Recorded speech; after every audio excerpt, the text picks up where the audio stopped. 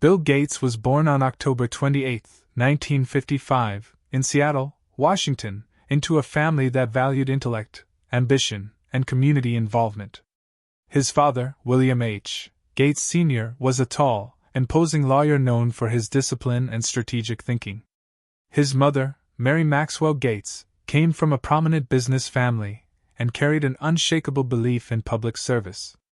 The Gates household thrived on lively dinner table debates, where opinions had to be backed with logic and facts. From an early age, Bill was encouraged to think critically, question assumptions, and compete with intensity. As a child, Bill was not the kind to sit idle. He devoured encyclopedias, biographies, and science magazines, consuming information with an insatiable hunger. Teachers noticed his unusual focus. When most classmates finished their work, Bill would still be buried in a book or scribbling equations on scrap paper. He possessed an early knack for seeing patterns and solving problems methodically. Even in games, he preferred strategy over chance. Monopoly wasn't just entertainment for him, it was a chance to think like a businessman, anticipating moves several turns ahead. In Risk, he plotted world domination with the same seriousness that older players reserved for real politics. In 1967, at the age of 12, Gates enrolled at Lakeside School, a private preparatory institution known for academic rigor. It was here that fate introduced him to the machine that would define his life. The Lakeside Mothers Club had used its fundraising money to purchase a teletype Model 33 terminal connected to a time-shared computer miles away. In an era when computers were giant, room-filling devices hidden in corporate labs and universities, this was extraordinary. For most students, it was a novelty. For Bill, it was a revelation. He was drawn to the terminal instantly. The slow chatter of the printer and the arcane commands fascinated him. Gates discovered that by writing code, he could make the machine perform exactly as he instructed. No negotiation, no compromise, just pure logic and precision. His curiosity intensified until he was spending every spare moment at the terminal. Through the computer club at Lakeside, Gates met Paul Allen, a fellow student a couple of years older who shared his obsession. Allen was quieter, more reserved, but equally passionate about programming. They quickly became partners in exploration, trading ideas and solving problems late into the evening. They combed through manuals, experimented with code, and found ways to maximize their limited computer time. The school's computer access was paid for by the hour, and their usage quickly racked up costs. When the time ran out, the pair looked for alternatives. They discovered that a local company, Computer Center Corporation, needed testers to identify bugs in its software. Gates and Allen volunteered, receiving free access in exchange. This arrangement gave them almost unlimited hours to deepen their skills. They learned to spot inefficiencies in programs, to think about optimization, and to debug under pressure. Gates's approach was intense even then. He pushed himself and Allen to write better code, faster. He questioned every assumption and demanded that their programs be elegant as well as functional. If something didn't work, he wouldn't rest until he found the flaw. This relentless drive sometimes annoyed others, but it was clear he was developing habits that would later define his leadership style. In one notable episode, Gates realized that by manipulating certain files, he could gain extra computer time beyond his allocation. While technically against the rules, the ingenuity behind it was undeniable. When the company discovered what he'd done, they didn't ban him, they put him to work helping to close security loopholes. It was an early sign that Gates's ability to bend systems to his will could be both disruptive and valuable. By the time he was 15, Gates and Allen were already earning money from their skills. They formed a small venture called Trafodata, which analyzed traffic flow data for cities. Using a rudimentary computer they built themselves, they processed raw traffic tapes and produced reports. Though the business didn't become wildly profitable, it was a formative experience in entrepreneurship. Gates learned about customer needs, market realities, and the gap between technical brilliance and commercial success. Academically, Gates excelled without appearing to strain. He could memorize large swaths of information after a single read, and he had a particular gift for mathematics and logic. Yet his teachers sometimes found him restless, even argumentative. He was not content with the status quo and constantly sought more challenging problems to solve. Outside the classroom, he immersed himself in reading about great figures in history, from Napoleon to Rockefeller, studying how they achieved their ambitions. The friendship with Paul Allen deepened as they shared not just technical projects but also dreams of the future. They speculated about where computing might go, imagining a day when computers would be small enough and cheap enough for everyday use. In the early 1970s, this idea was far from reality.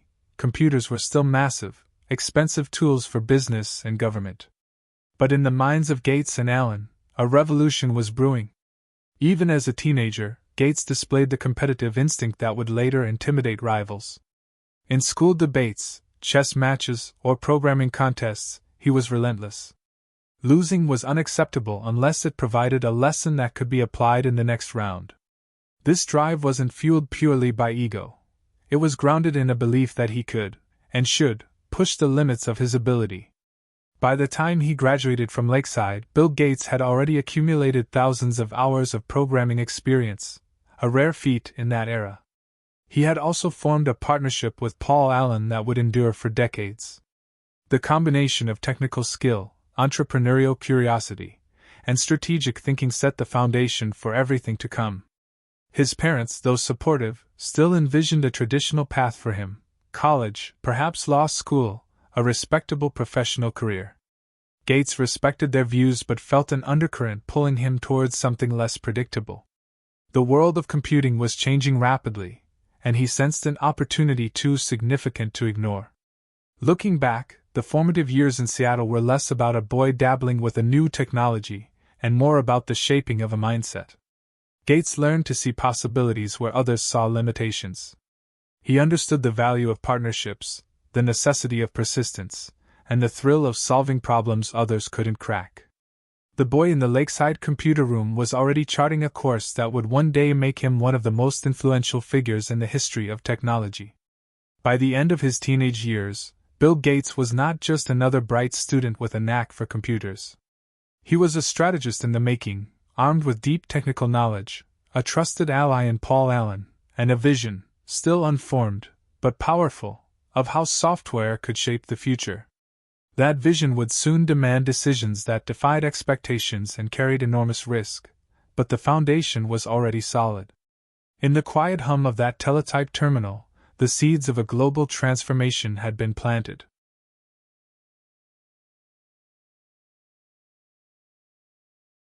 By 1975, Bill Gates was a student at Harvard, officially pursuing pre-law but devoting most of his time to mathematics, computer science, and the expanding world of software.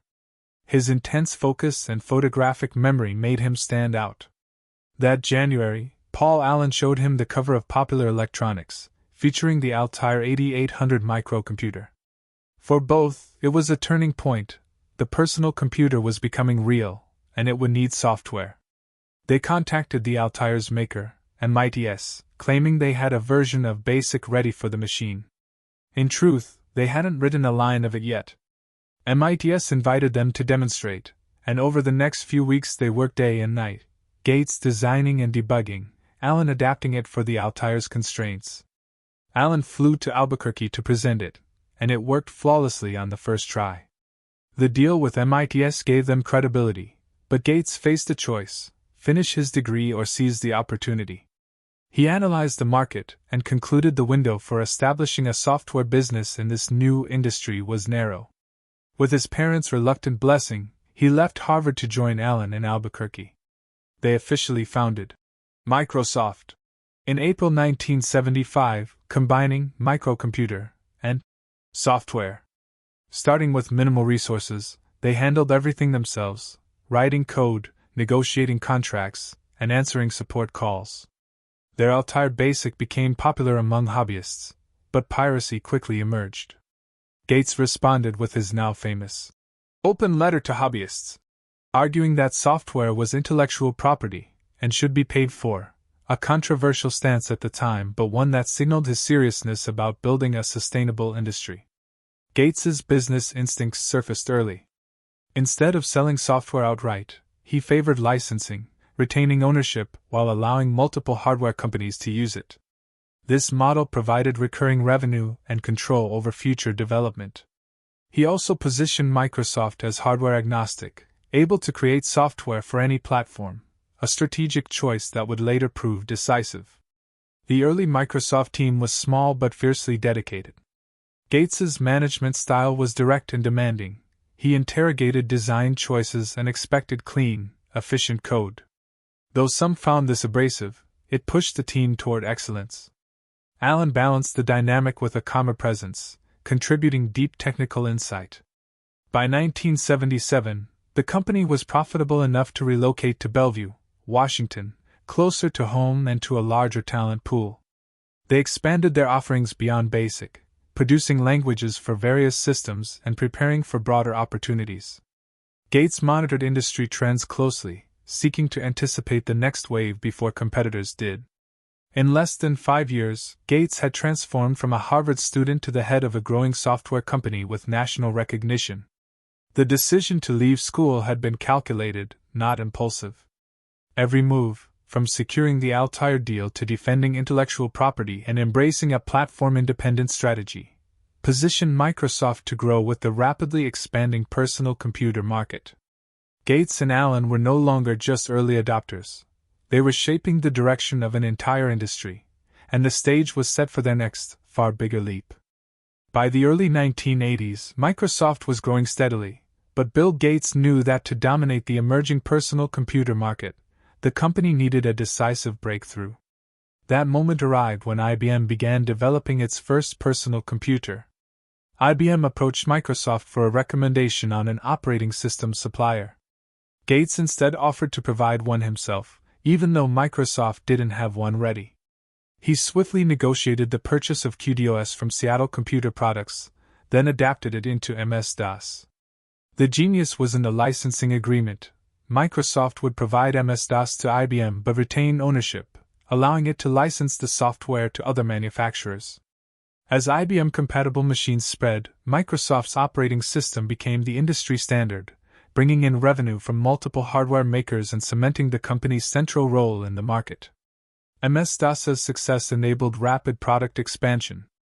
Microsoft refined programming languages, created office productivity tools, and invested in new software for both business and home use. Gates personally reviewed code, questioning decisions until he was satisfied. These bilgy reviews could be intense, but they produced clean, efficient products. Gates anticipated the shift toward graphical user interfaces. While Apple's Macintosh impressed with its design, Gates envisioned a more open system that could run on varied hardware. Microsoft began developing Windows, an environment that sat atop MS-DOS. Early versions were unimpressive, but Gates pushed for continuous improvements in performance, features, and compatibility. The decision to make Windows hardware neutral allowed it to reach a broader audience than Apple's closed ecosystem. Recognizing that an operating system's success depended on available applications, Microsoft built strong relationships with software developers, offering tools and support to encourage them to create for Windows. This ecosystem strategy meant that as Windows improved, so did its appeal, drawing in more users and more developers in a reinforcing cycle. Growth accelerated. Microsoft expanded globally, opened new offices, and attracted top engineering talent. In 1986, the company went public, raising capital that Gates channeled into research, infrastructure, and recruitment. The IPO instantly made him one of the richest individuals in the world, but he remained focused on Microsoft's long-term goals. Windows 3.0, released in 1990, marked a turning point. With better graphics, multitasking, and stability, it sold millions within a year. Microsoft Office, combining Word, Excel, and eventually PowerPoint, became the default productivity suite, further entrenching the company's dominance. Gates linked products strategically, ensuring smooth integration and backward compatibility to encourage upgrades. Competition was fierce, particularly with Apple and emerging software companies, but Microsoft's aggressive tactics, bundling products, securing favorable deals with hardware makers, and maintaining a broad software library, kept it ahead. These strategies sometimes drew criticism, yet they proved effective in expanding market share. By the early 1990s, Microsoft was the undisputed leader in personal computer software. Windows was the dominant operating system, and its applications were fixtures in homes, offices, and schools. Gates's original vision of a computer on every desk was rapidly becoming reality. The transformation from a small startup into a global powerhouse had been achieved through calculated risks, strategic partnerships, and an unrelenting commitment to product improvement. By the mid-1990s, Microsoft's dominance brought unprecedented scrutiny. The company's aggressive practices, bundling products, striking exclusive deals with hardware manufacturers, and defending its market share relentlessly, attracted the attention of U.S. regulators. In 1998, the Department of Justice and several states filed an antitrust lawsuit, focusing on Microsoft's bundling of Internet Explorer with Windows. Competitors argued this move crushed their ability to compete in the web browser market. The trial placed Gates and Microsoft under a harsh spotlight. His videotaped opposition, at times defensive and evasive, was widely criticized and portrayed him as unyielding. Internal company emails presented in court revealed Microsoft's fiercely competitive culture, reinforcing the government's case. The initial ruling ordered Microsoft split into two entities, one for operating systems and one for applications, but this was overturned on appeal. Still, the company was subjected to restrictions and oversight designed to curb its influence. While legal battles dominated the headlines, Gates's personal life evolved. In 1994, he married Melinda French, a Microsoft manager he had met years earlier. Their shared values and complementary personalities strengthened the partnership. The birth of their first child in 1996 shifted Gates's priorities, introducing a more deliberate balance between work and family, though his commitment to Microsoft remained intense. By 2000, recognizing the strain of running a global company under constant legal and competitive pressure, Gates appointed longtime friend Steve Ballmer as CEO. Gates retained the role of chairman and became chief software architect, focusing on long-term product strategy rather than daily operations. It was the first major handover of authority in Microsoft's history. Philanthropy, which had begun modestly with the William H. Gates Foundation in 1994, began to occupy more of his attention. Early efforts targeted global health and U.S. education, areas Gates felt were underserved despite their potential for large-scale impact. His close friendship with Warren Buffett reinforced the belief that great wealth came with a moral obligation to tackle society's biggest challenges. In 2000, the Bill and Melinda Gates Foundation was formally established by merging earlier philanthropic entities. With initial endowments in the billions, it set out to combat diseases like malaria and polio, improve education, and address poverty with measurable results. Gates applied a data-driven approach, funding projects that demonstrated clear outcomes and scalability. Even as he devoted more energy to philanthropy, Gates remained deeply involved in Microsoft's technological direction. He championed initiatives like the .NET framework and efforts to integrate the Internet into every Microsoft product. Yet the tech landscape was shifting, with competition emerging from Internet-focused companies and mobile technology beginning to disrupt traditional PC dominance. The antitrust ordeal had lasting effects. Microsoft adopted a more cautious tone with partners and regulators, implementing compliance programs and adjusting business strategies to avoid further legal trouble. Gates, once known for his combative public persona, became more measured in his appearances, increasingly seen as both a business leader and a philanthropist. By the mid-2000s, the balance of Gates's life was clear. Microsoft remained central, but the Foundation's work was becoming an equally important part of his legacy. In 2006, he announced a gradual transition away from daily involvement at Microsoft to focus primarily on the Foundation. The move marked the end of one era and the beginning of another, shifting from building the world's most powerful software company to addressing the world's most urgent human challenges. When Bill Gates began dedicating most of his time to the Bill and Melinda Gates Foundation, he approached it with the same analytical discipline that had defined his business career. The mission was bold, address urgent global problems that lacked attention because they offered little commercial return. Health, poverty, and education became the foundation's core pillars, with a focus on measurable results and large-scale solutions. In global health, Gates prioritized prevention over treatment. Vaccines were central to this strategy. The foundation funded research and distribution for immunizations against diseases such as polio, malaria, and rotavirus.